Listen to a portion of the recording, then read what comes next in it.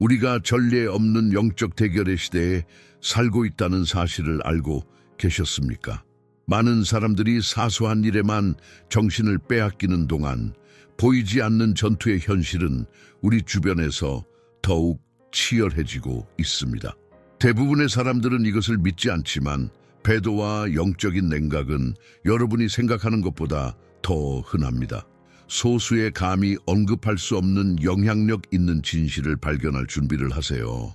오늘 우리는 이 폭풍 속에서도 자신을 보호하고 혼돈 속에서 평화를 찾고 주변 사람들에게 희망의 등대가 될 수 있는 방법을 공개할 것입니다. 여러분의 삶을 변화시키고 신앙을 위한 이 위대한 싸움에서 여러분의 역할을 이해할 수 있는 이 기회를 놓치지 마십시오. 이 드러나는 길을 함께 탐험해 봅시다. 거룩한 도시인 예루살렘은 성경 역사를 통틀어 희망, 믿음, 구원의 강력한 상징으로 두드러집니다. 예루살렘에 대한 첫 번째 언급은 창세기 14장에 등장하는 아브라함과 살렘 왕 멜기세덱의 이야기 중에 나타나는데, 이는 인류 역사가 시작될 때부터 이 땅의 강렬함과 중요성을 구체화합니다. 그것이 하나님과 그분의 백성에 대한 이야기의 연장선상에 생생하게 나타나게 된 것은 놀라운 일이 아니다. 크리스천으로서 우리는 예루살렘을 단지 지리적인 위치로서가 아니라 인간과 신의 관계에 대한 인식을 계속해서 형성해 나가는 영적인 중요성으로 가득 찬 존재로 보아야 한다. 각각의 스톤과 각 사건은 역사적 가치를 넘어서는 가치를 부여하며 현대 신앙 관행을 자극하며 표면을 넘어 우리를 형성한 내러티브에서 그 의미의 깊이를 탐구하도록 도전합니다. 예루살렘의 성취와 좌절에 대한 이야기를 넘어서는 것은 예루살렘이 빛과 어둠, 순종과 반항 사이에 영원한 투쟁으로 가득 차 있다는 것을 인식하는 것입니다. 여러 세기에 걸쳐 예루살렘은 평화의 도시라고 불려왔는데, 아이러니하게도 예루살렘은 여전히 분쟁과 혼란의 현장이 되고 있습니다. 이 역설은 우리 자신의 삶의 현실에 대해 직면하게 한다. 마태복음 23장 37절에서 예수님은 예루살렘을 애통하시며 사랑의 형상과 예루살렘 자녀들을 어머니처럼 그분의 날개 아래 모으고자 하는 갈망을 불러일으키십니다. 구원 역사에서 예루살렘의 중심적인 역할을 생각할 때마다 우리는 우리의 소명이 예루살렘의 평화를 추구하는 것이어야 한다는 생각에 직면하게 되지만, 그러기 위해서는 예루살렘의 이야기에서 울려 퍼지는 지혜와 훈계에 기댈 것인지의 여부를 결정해야 한다. 역사적으로나 문화적으로 예루살렘은 예언적 사건들의 현장이며 하나님의 언약이 역사 속에서 구체화되는 곳입니다. 구약 전서에서 우리는 하나님의 거처인 성전이 그분의 임재를 나타내기 위한 장소로 세워지는 것을 봅니다. 성전은 물리적인 장소일 뿐만 아니라 공동체 안에서 참된 예배와 예배가 이루어질 수 있는 공간을 나타냅니다. 슬프게도 이 교제의 공간은 비극적으로 무시되었고, 그 결과 예수의 예언의 말씀이 성취되는 AD 70년에 일어난 멸망을 초래했습니다. 룩 19:44. 이 파괴로 인해 그 도시는 하나님과 그분의 백성 사이의 관계를 계속해서 형성하는 일련의 사건들을 겪게 되었습니다. 그러나 이 이야기는 멸망이 있을 것이라는 멸망으로 절정에 달할 뿐만 아니라 하나님의 임재가 회복될 것이라는 새로운 희망을 가리킵니다. 예루살렘과 관련된 각 에피소드는 우리에게 인간 본성, 그 갈망, 두려움, 희망에 대한 귀중한 통찰력을 제공합니다. 이스라엘 백성의 궤적을 살펴보면 우리는 일상의 전투에서 종종 울려 퍼지는 상징적인 현실을 발견할 수 있다. 예루살렘 이야기는 우리 자신의 삶에서 재건과 구원이 필요한 영역에 대해 성찰하도록 초대합니다. 성전이 세워지고 나서 허물어졌던 것처럼 우리는 우리 마음속에 성스러운 공간이 되어야 할 것을 어디에 세우거나 파괴하고 있는지 생각해 보아야 합니다. 이 도시가 다시 연결되고 회복될 수 있는 기회를 가졌다는 현실은 또한 모든 신자들이 하나님과의 일치와 화해의 경험을 믿도록 격려합니다. 고대에 넘쳐남은 예배에서 그리고 현대의 그리스도인들이 자신들을 인식하는 슬픔에서 발견된다. 바로 이 감정의 성전에서 굳게 기다리고 과거의 고통을 하나님께 드리는 것에 대한 더 깊은 교훈이 있습니다. 애통과 기쁨을 통해 우리는 타락의 이야기에서 궁극적인 구원, 즉 우리의 가정과 교회와 영혼의 회복으로의 초대로 나아가라는 부름을 받았습니다. 시편 137편에서 알 수 있듯이 예루살렘아, 내가 너를 잊었거든 내 오른손을 굳게 세우소서.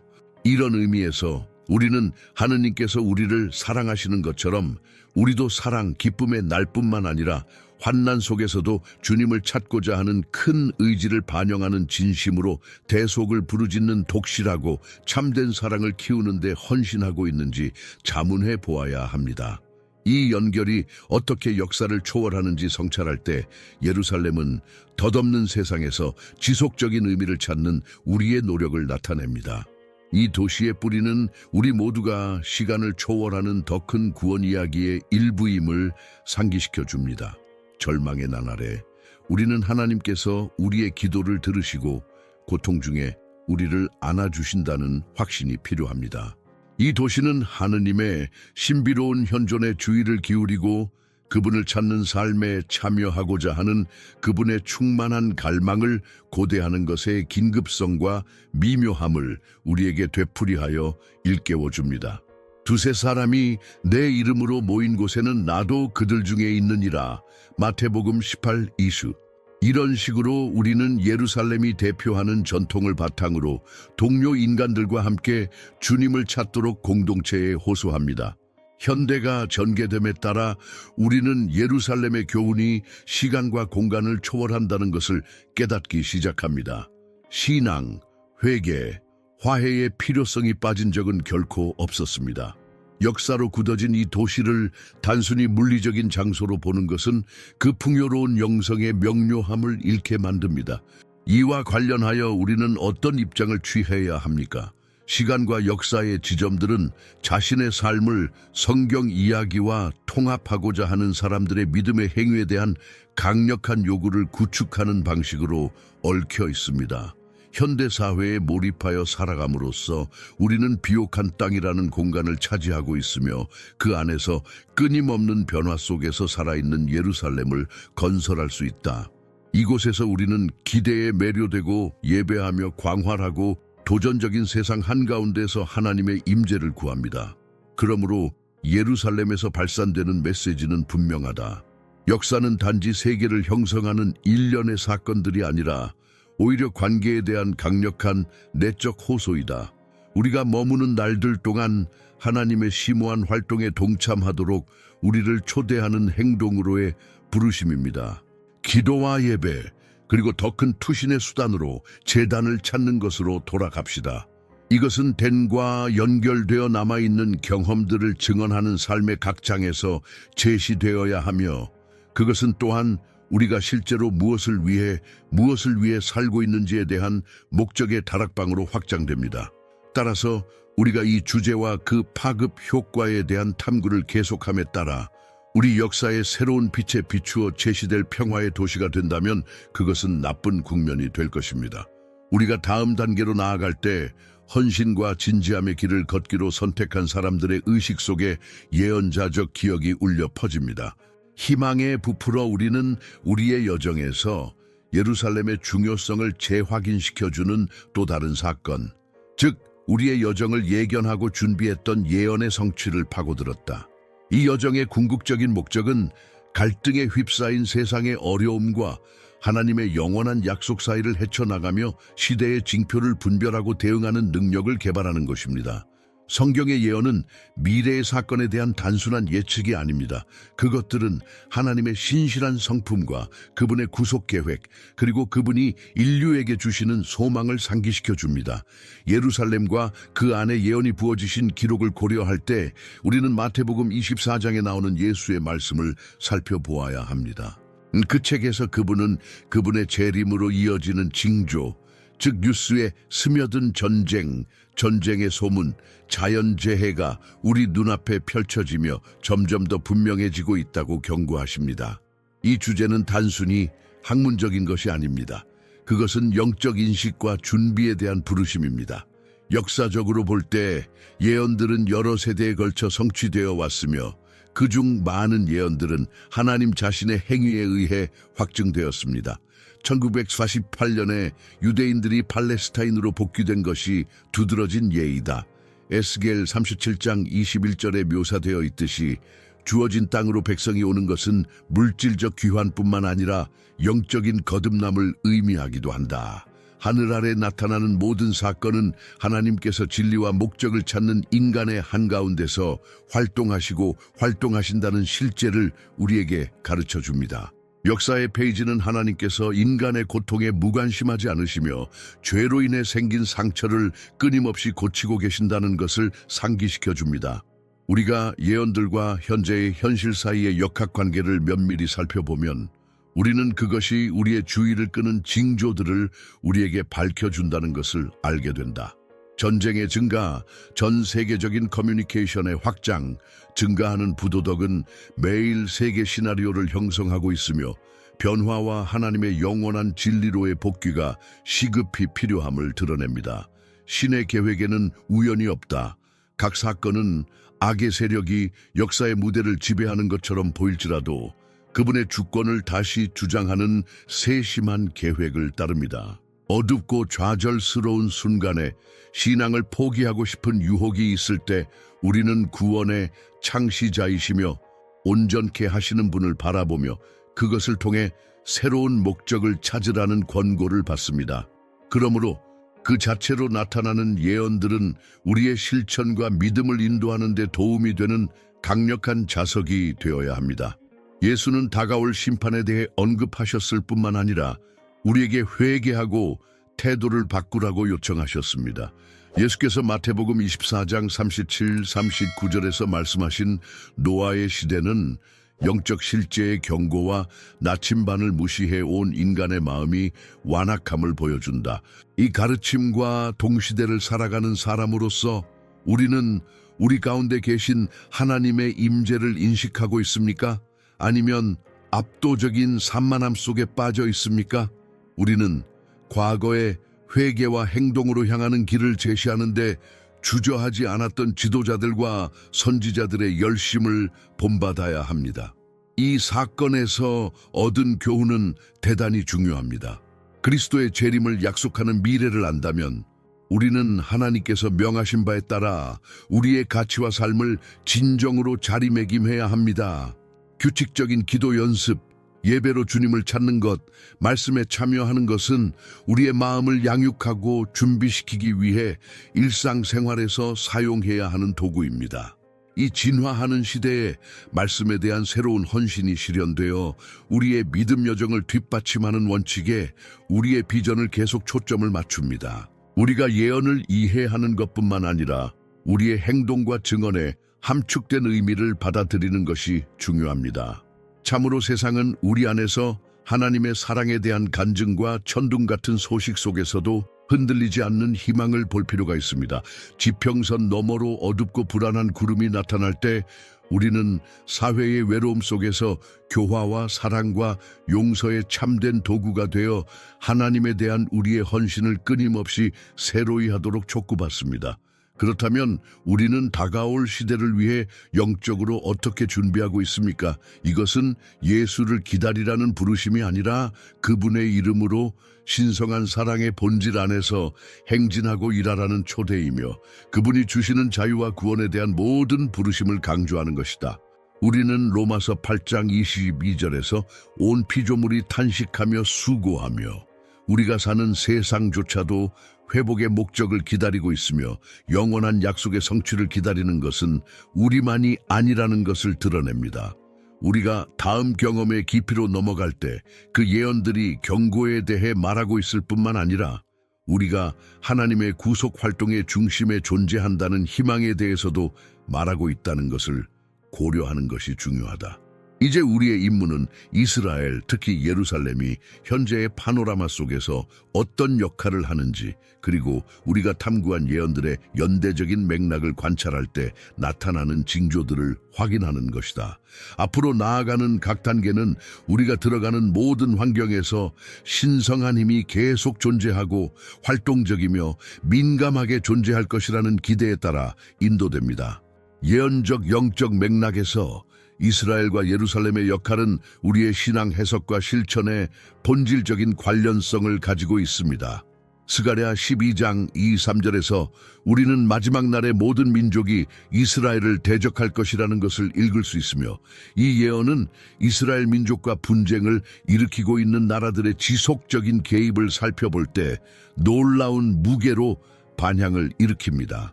믿는 이들에게 이 현실은 역사의 행위 속에 있는 하나님의 심오한 계획을 엿볼 수 있는 기회이다. 이것은 단순한 지정학적 호기심이 아닙니다. 그것은 오늘날 이 땅에 나타나고 있는 하나님 나라의 역동성입니다. 그러므로 그리스도의 제자로서 이것이 우리의 신앙 안에서의 행함과 이해에 어떤 의미가 있는지 숙고하는 것은 우리에게 달려 있습니다. 역사적으로 이스라엘의 궤적은 우여곡절과 우여곡절로 점철되어 왔다. 애굽을 떠나는 것부터 약속의 땅을 정복하는 것까지 하나님에 의해 선택되고 받아들여지고 부름받은 한 백성의 이야기가 그려져 있습니다. 역사적 관점에서 볼 때 우리는 오랜 세월 동안 직면한 고난을 인식하게 되며, 그 고난에도 불구하고 하나님을 부르는 이들을 위한 하나님의 섭리적 보호하심을 묵상할 수 있는 심오한 기회를 얻게 됩니다. 이러한 관점에서 볼 때 다윗의 예루살렘 정복은 단순한 군사적 사건이 아니라 하나님께서 언약을 세우시고 예루살렘이 열방 가운데서 그분의 임재를 거처로 삼기 위해 그분이 선택하신 도시임을 확증하시는 순간, 즉 머물러 있으라는 초대의 순간이다. 그러나 문제의 핵심은 적대감과 갈등이 인간의 마음에 가하는 것입니다. 에스겔의 말씀은 모든 민족이 도전을 받게 될 것이며, 영광으로 충만하고 사랑으로 언약이 맺어진 미래에 대한 약속으로 메아리칠 것임을 상기시킴으로써 우리를 규제합니다. 이 권유는 하나님의 백성 모두가 환난에서 면제되는 것은 아니라는 사실을 깊이 생각해보는 계기가 될 수 있다. 사실 어려움 속에서도 우리는 자유를 향한 이 부르심의 산 증인입니다. 그러므로 세상이 점점 더 고립되고 멀어짐에 따라 그리스도를 향한 연합과 수용은 우리를 둘러싼 혼돈과 혼란 속에서도 그분의 말씀의 가치와 원칙을 더욱 확고하게 수호하도록 우리를 밀어붙입니다. 실제적으로 이것은 우리 그리스도인들에게 무엇을 의미합니까? 무엇보다도 우리가 삶을 살아가는 방식에는 이러한 도전과 역경을 진정으로 환영해야 하는 성찰이 있어야 한다는 것을 인식해야 합니다. 비판과 분열의 시대에 우리가 해야 할 책임은 일치와 평화를 부르짖는 세상을 위해 나서서 희망의 목소리가 될 수 있는 권위를 찾는 것입니다. 마태복음 5장 9절에서 예수는 화평케 하는 자는 복이 있나니 저희가 하나님의 자녀라 일컬음을 받을 것이미요 라고 말씀하셨습니다. 따라서 용서하고 화해의 환경을 조성하는 일이 가장 중요합니다. 하나님 계획의 일부로서 그리스도인 공동체는 말뿐만 아니라 구체적인 행동으로 일치와 사랑의 모범을 보이도록 부름받았다. 예루살렘은 단지 지상의 주소로만 여겨져서는 안 되며 친교와 합의의 상징으로 여겨져야 한다. 오늘날 이스라엘이 그리스도의 몸을 대표하는 것처럼 우리도 도구가 되어야 하며, 바울은 에베소서 4장 3절에서 신자들에게 우리는 평강의 띠로 성령의 하나 되게 되기를 힘쓴다고 상기시켰다. 종파주의와 분열에 맞서 싸우는 것은 가장 중요한 일이며, 모든 사람이 하나님의 구속과 은혜에 지속적으로 참여하도록 초대하는 것입니다. 그럼에도 불구하고 우리는 세계 곳곳에서 복음주의의 존재에 대항하여 나타나기 시작하고 있는 점증하는 반유대주의와 적대감에 직면하여 경계를 늦추지 말아야 한다. 바울이 로마서 11장에서 말했듯이 하나님의 은혜로 이방인들은 구원의 계획에서 열매를 맺기 위해 접붙여졌습니다. 이 무조건적인 사랑 때문에 우리의 지성은 각 집단, 각 민족, 각 이방인이 하느님 나라에서 어떤 역할과 헤아릴 수 없는 가치를 가지고 있다는 것을 잘 이해하도록 우리를 이끕니다. 이스라엘과 예루살렘을 둘러싼 입방체적 상황과 문제들을 볼 때 다음과 같은 질문이 생긴다. 우리는 어떻게 하나님이 선택하신 언약의 기초 위에 세울 수 있을까? 어떻게 하면 우리는 일치를 증거하고 사랑의 수호자가 되며 동시에 우리에게 분명하게 부여된 은총으로 진리를 드러낼 수 있을까요? 컨티누앗 아말은 항상 우리 목적의 중심적 인식으로 돌아가기 위해 기원의 성실성과 연결된 새로운 광채를 밝힙니다. 이 본질적인 인식은 우리의 행동과 자원을 이끌어내며 진리로 정의를 행하고자 하는 끊임없는 열망을 우리 안에 물려줍니다. 배도와 영적 냉각에 대한 이해를 심화시키면서 다음 장으로 넘어가면서 전 세계적인 혼돈 가운데서 이스라엘의 역할과 위치가 우리의 소명의 적극적인 역할을 거부하는 데서 영향을 받지 않은 것은 아니라는 것을 기억합시다. 우리가 정의와 진리를 위해 목소리를 높일 때 예수만이 줄 수 있는 희망에 대한 우리의 초점을 잃지 않으면서 우리 주변의 선교사들에게 마음과 영혼을 바치며 사랑으로 그렇게 하기를 바랍니다. 그러므로 항상 우리 주위의 성향으로 도망하십시오. 하나님의 영광은 어디에나 있으며 우리는 복음이 햇빛을 볼 수 있는 공간을 확보해야 합니다. 배도와 영적 냉각은 현대에 긴급하게 반향을 일으키는 주제이며 우리의 신앙과 마음의 상태를 점검하도록 도전합니다. 데살로니가후서 2장 3절에서 바울은 경계해야 할 필요성에 대해 경고합니다. 아무도 어떤 방법으로도 너희를 속이지 못하게 하라. 이는 먼저 배교가 오기 전에는 그렇게 되지 아니하리라. 이 미묘한 경고는 구원의 역사가 종종 일탈의 패턴을 통해 반복되고 충실한 길에서 멀어지는 현실에 직면하게 합니다. 우리가 배도에 대해 논의할 때 우리는 그것이 단지 믿음을 잃는 것이 아니라 그리스도 안에 계시된 진리를 의식적으로 포기하는 것임을 인식해야 합니다. 우리는 이러한 성찰이 우리를 지속적인 자기 성찰의 길로 인도하도록 허용해야 한다. 역사적으로 우리는 성경의 이야기에서 헌신과 일탈의 순환을 보여주는 놀라운 이미지를 볼 수 있습니다. 이스라엘 백성은 광야를 건너는 하나님의 신실하심을 증명한 후에도 지도부가 부재하자마자 우상 숭배가 되었습니다. 이러한 자기 만족의 모델은 오늘날 우리의 명상에서 중요한 포인트가 됩니다. 히브리서 3장 12, 13절에서 우리는 형제들아 주의하라. 너희 중에 악하고 불충성된 마음이 결코 살아계신 하나님에게서 떠나간 것이 없고 오직 항상 서로 권면하라고 권면합니다. 이러한 복잡한 패턴은 영적 소외와 냉담함으로 이끄는 미묘함을 분명하게 느끼게 해주며 하나님의 진리 안에 굳건히 서고 뿌리를 내리도록 도전합니다. 세속화의 흐름은 열정보다 정신적 냉담함을 중시하는 문화를 조성했기 때문에 우리는 각 세대가 이러한 도전에 직면해 있음을 상기합니다. 디모데전서 4:1은 어떤 사람들은 영들과 귀신들의 교리를 미혹한 후에 그릇된 길로 갈 것이라고 경고합니다. 하나님의 말씀에 이질적인 철학의 영향력이 전 세계에 퍼져 있다는 것을 인정하지 않을 수 없다는 것은 놀라운 일이다. 그러나 고대 그리스도교의 관습에 반대되는 세 가지 가치관을 만들어냄으로써 한때 교회를 지탱해 주었던 가르침의 명확성과 건전성을 분열시키는 소동이 일어났다. 그렇다면 우리 삶에 미묘하게 세우며드는 영적 냉각을 어떻게 식별하고 이에 맞서 싸울 수 있습니까? 무엇보다도 끊임없는 기도와 그분의 말씀에 대한 묵상을 통해 하나님과 매일 친밀한 관계를 발전시키는 것이 필수적입니다. 요한복음 15장 4절에서 내 안에 거하라 그리하면 나도 너희 안에 거하리라고 가르칩니다. 영적 성장과 참된 활력은 우리가 주님과의 이 연결을 굳게 붙잡을 때 옵니다. 우리가 기도를 통해 우리의 믿음을 힘차게 키울 때 우리는 배교의 관계에서 강력하게 벗어나 우리의 삶과 묵상 속에 하나님의 임재의 엄숙함을 가져갈 수 있습니다. 그러나 공동체의 필요성은 과소평가될 수 없습니다. 지역신앙 공동체는 단순한 예배의 일부가 아니라 우리가 힘과 소망을 발견하는 필수, 불가결한 실천의 물리적 표현입니다. 초대교회의 비전을 제시하는 사도행전 2장 42, 47절을 보면 함께 모여 말씀을 듣고 떡을 떼고 함께 기도하는 것의 중요성을 보여주는 생명의 본보기를 볼 수 있습니다.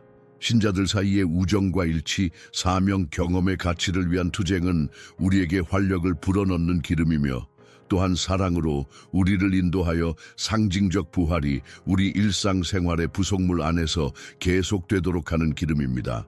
그러나 우리는 다시 스스로에게 묻습니다.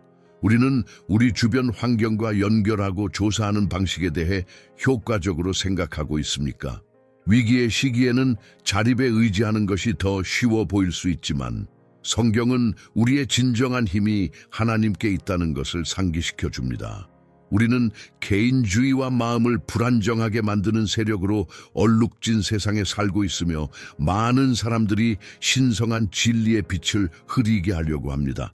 혼란의 한가운데서도 사랑은 욕망에 의한 희생으로만 바뀔 뿐이라고 믿는 사람들이 있지만 진정한 변화는 말씀을 이해하고 적용하는 데서 온다고 믿는 사람들이 있습니다.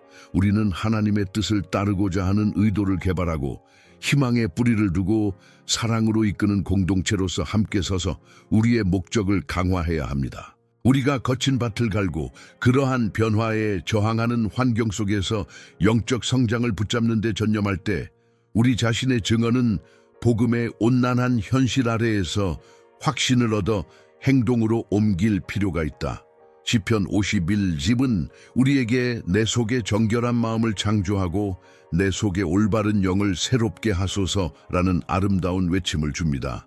그것은 우리를 끊임없이 재생산하고 회개와 희망의 끊임없는 순환 속에 우리를 밀접하게 감싸며 우리를 가족으로 강조하고 강박과 초월적 애착에 이르는 우리의 길에 활기를 불어넣는다. 우리는 그리스도의 모범을 따라 헌신과 지혜와 열심을 가지고 노력해야 합니다. 왜냐하면 말씀이 우리에게 가르쳐 주듯이 우리는 살아있는 증인과 기쁨의 대리인 이 되라는 부름을 받았기 때문입니다. 따라서 우리는 진지한 기대와 용기와 믿음으로 분열된 것을 회복하고 상처 입은 것을 치유하는 미래를 향해 여정을 떠나갑니다. 마지막으로 여러 시대에 걸쳐 벌어지는 영적 전쟁의 실체를 파고들 때 우리는 배도와 영적 냉각이 궁극적인 승리가 아니라는 것을 기억해야 합니다. 그것들은 단지 지나가는 그림자일 뿐이며 조만간 하나님의 충만한 사랑과 화해하기 전에 자리를 내주어야 합니다. 많은 사람들이 신앙에서 멀어지고 불확실성 속에서 길을 잃지만 신성한 계획 안에서 굳건히 서 있는 사람들로부터 회복을 향한 권유를 통해 그들에게 계속 다가갈 수 있습니다.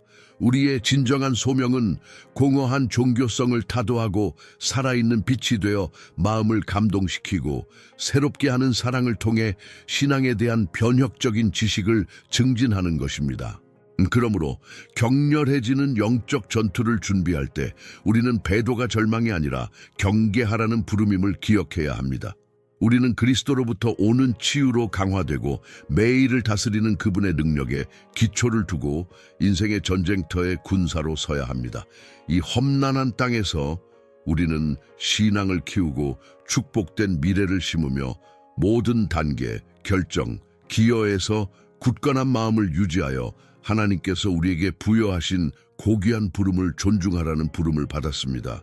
우리를 둘러싼 세상을 바라볼 때 이것이 단지 정치적, 사회적, 경제적 이슈에 관한 것이 아니라 전면적인 영적 전투에 관한 것이라는 것이 점점 더 분명해지고 있습니다. 에베소서 6장 12절에서 바울은 우리의 투쟁은 혈과 육에 대한 것이 아니요 정사와 권세와 이 어두움의 세상 주관자들과 하늘에 있는 악한 피조물들에게 어함이니라고 진실로 밝힙니다. 이 구절은 우리가 직면한 갈등의 진정한 본질이 훨씬 더 깊은 영역에 있다는 것을 상기시켜 줍니다. 우리가 시대의 징조를 이해하려고 노력할 때 우리는 복잡한 것들 속에서 길을 잃게 될 수도 있지만 본질적으로 전쟁은 빛과 어둠 사이의 영적 영역에 있습니다. 역사적으로 신앙과 불신 사이에는 항상 투쟁이 있어 왔으며 오랜 세월의 시험을 견뎌 온 기독교의 절대적 가치에 대한 저항도 있었습니다.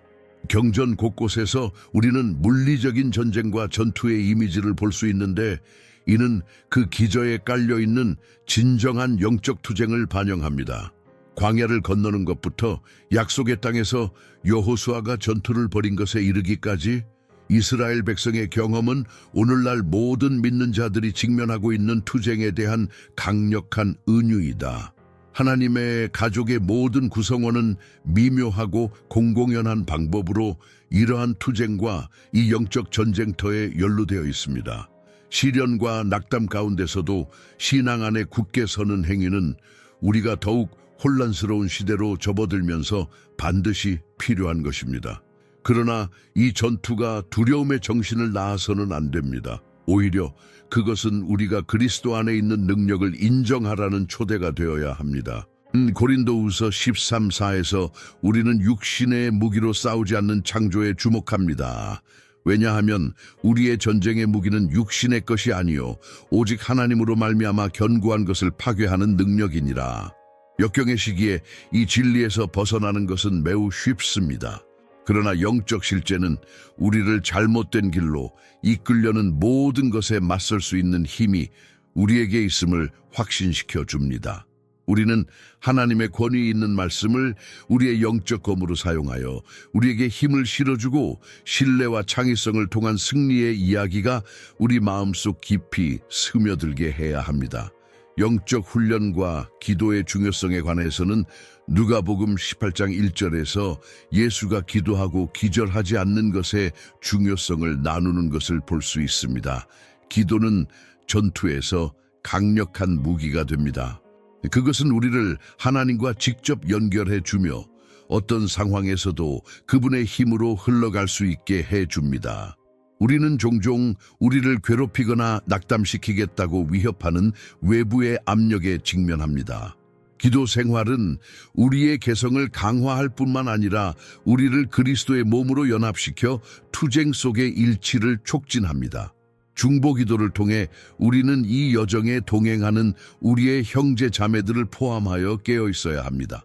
기도에 더하여 우리는 에베소서 6:13-17에 묘사된 하나님의 갑주의 모든 부분이 우리의 준비에 필수적이라는 것을 기억해야 합니다. 갑주를 입는 것은 단순한 비유가 아니라 결정과 행동을 포함하는 매일의 연습입니다. 진리의 허리띠와 의의 흉배를 착용하고 평화의 복음을 준비하기 위해 두 발을 섰으며 신앙의 방패를 사용하는 것은 결코 쉬운 일이 아닙니다. 매일 아침 우리는 우리를 보호하고 그리스도를 닮아가며 신앙과 분별력과 목적을 가지고 살 수 있도록 힘을 실어주는 이러한 영적 도구의 중요성을 인식하도록 도전받습니다.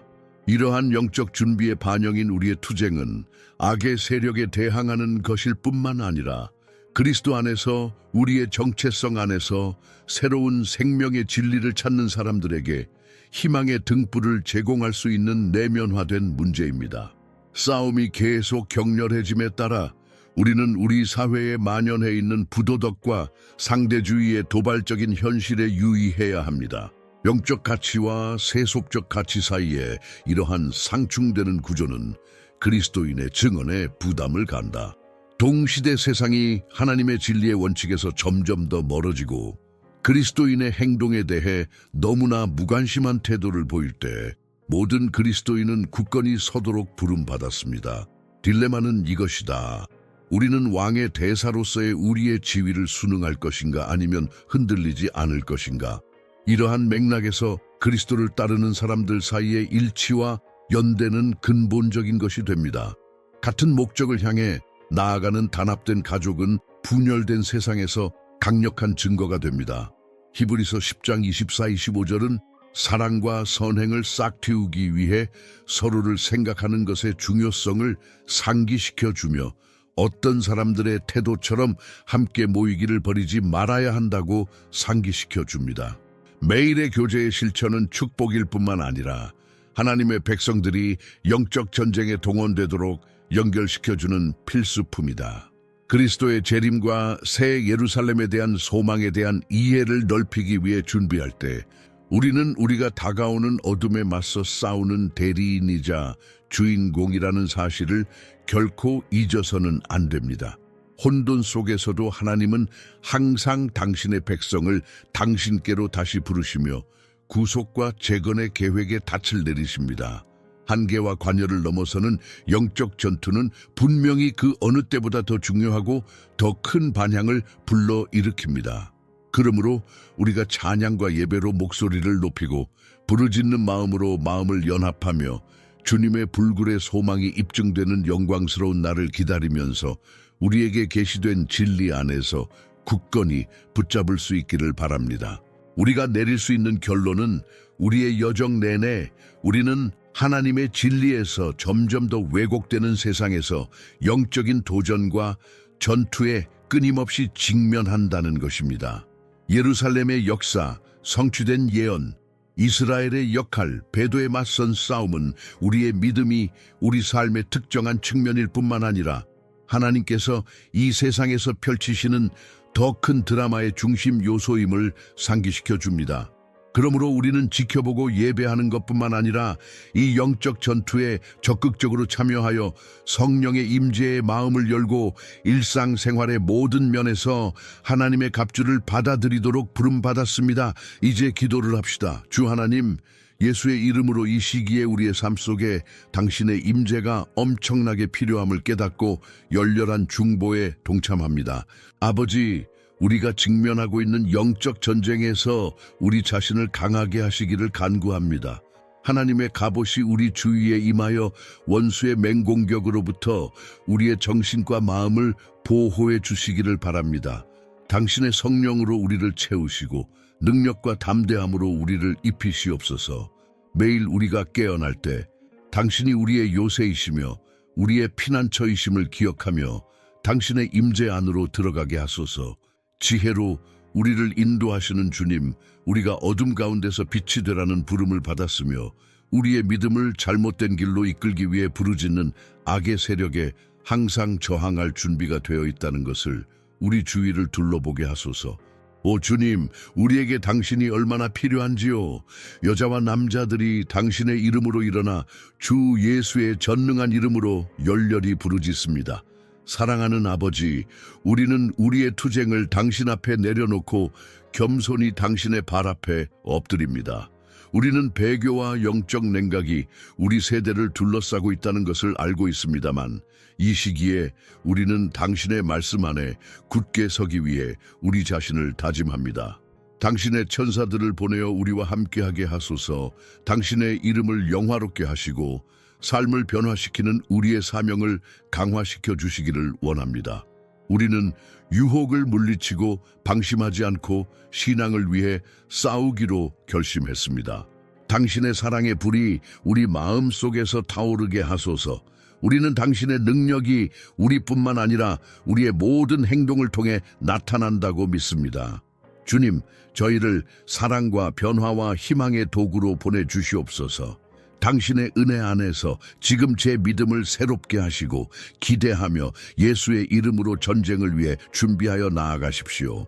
하나님, 우리는 일어나는 모든 일들 가운데서도 항상 우리에게 목적을 주신다는 것을 압니다. 지금은 어려운 시기이지만 두세 사람이 당신의 이름으로 모인 곳에 당신도 계심을 우리는 확신합니다. 우리의 의심과 두려움이 제거되고 우리 안에 각각의 요새가 세워지기를 바랍니다. 우리가 내딛는 한 걸음 한 걸음마다 우리는 당신의 보호와 동반을 확신하게 되며 기도와 당신에 대한 신뢰로 이 전쟁에서 승리하였음을 확신하게 됩니다. 감사하는 마음으로 우리는 당신께 마음을 열음으로써 당신의 능력을 받습니다.